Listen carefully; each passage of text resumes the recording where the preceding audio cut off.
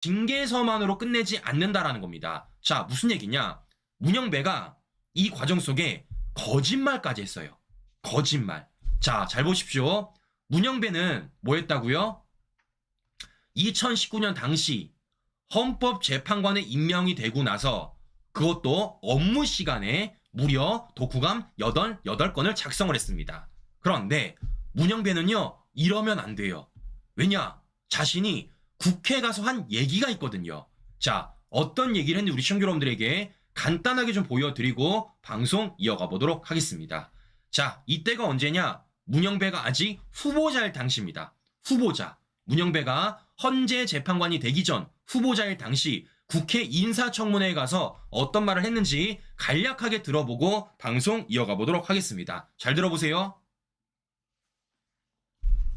후보자가 답변을 보게 되면 우리법 연구에는 그냥 학술단체입니다. 이념사의 설립이 아니고 이념을 연구하지 않고 특정 이념의 기초에 연구를 하는 것도 아니며 이렇게 말씀하셨어요. 네. 돌려보세요. 그런데 현재 삭제를 했습니다. PD수첩 제작진에 대한 무죄 판결 다음날 후보자 블로그 이런 걸 지금 쓰신 적 있습니까? 박시환 정신으로 함께 가겠다.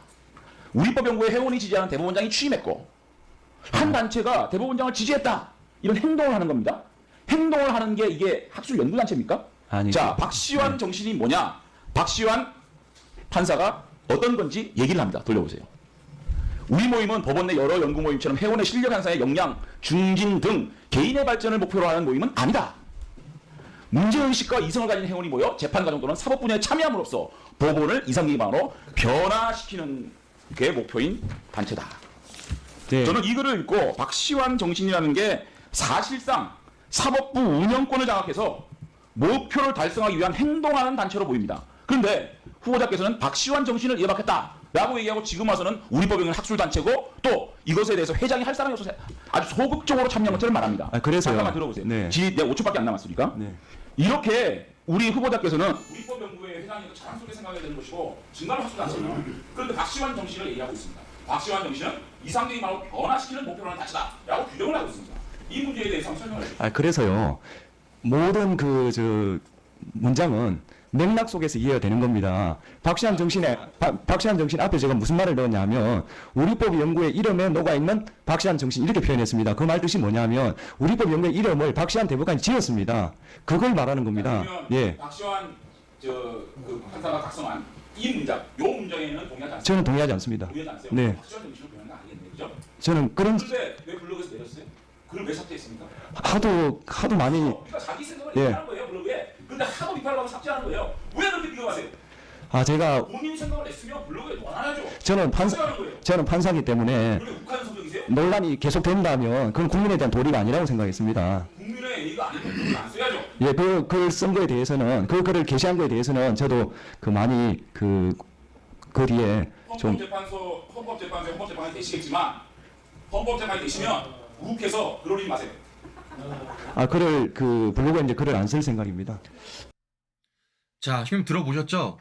가장 마지막에 뭐라고 말하죠? 자신의 지금 논란이 되는 블로그 글과 관련돼서 책 읽고 쓰는 관련돼 가지고 뭐라고 말하는지 다시 한번 들려드리겠습니다.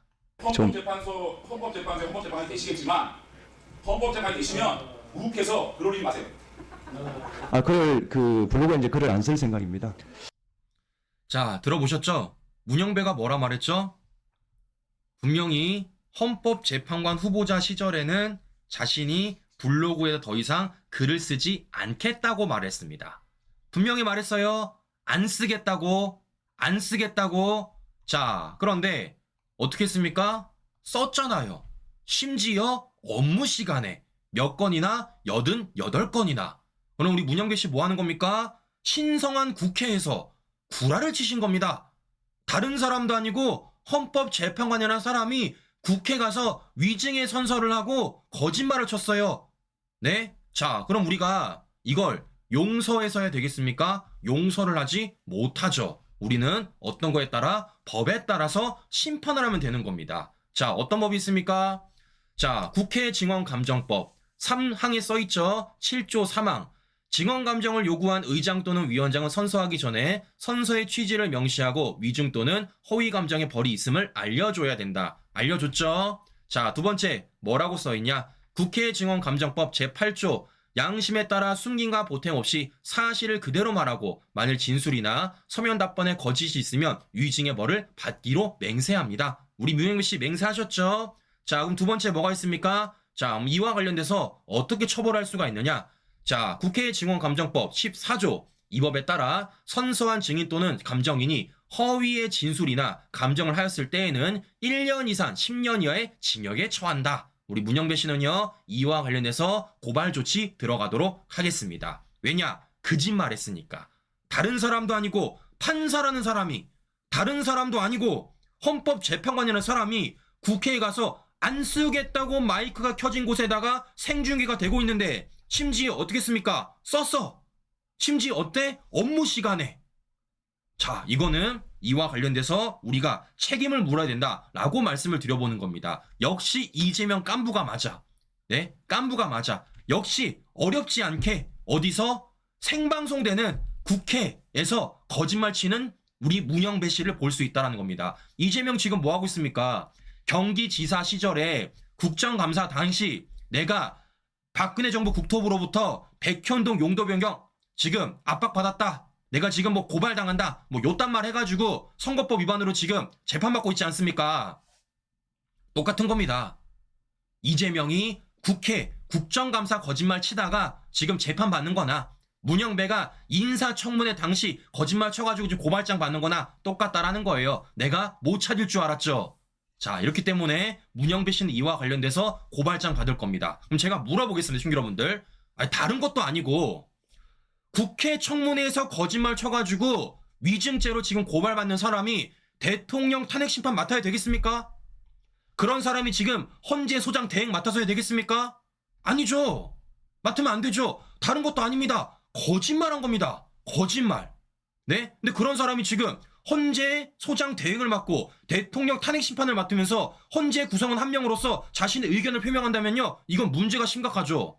이래서 안 되는 거예요. 그래서 말하는 겁니다. 알아서 나가라고요. 알아서. 자, 무엇보다 영상을 보셔 아시면 문영배 뭐라고 말하고 있습니까? 자신의 논란이 되는 글을 몰래 지웠어요. 근데 그걸 지금 장제원 의원이 발각을 한 겁니다. 뭐라고 말하죠? 이게 국민들한테 논란이 될까봐, 문제가 될까봐 지웠다라는 겁니다. 아니, 그걸 아는 사람이 왜 계속해서 문제가 되는 글을 쓰냐고요. 네? 이미 문제를 인사청문회 당시 제기를 했고 지도 문제가 될 걸 알아서 삭제를 했으면 하지를 말아야지. 도나 안 한다면서. 자, 이렇기 때문에 이와 관련돼서 문영배는요, 우리가 분명하게 책임을 물을 거라는 거예요. 자,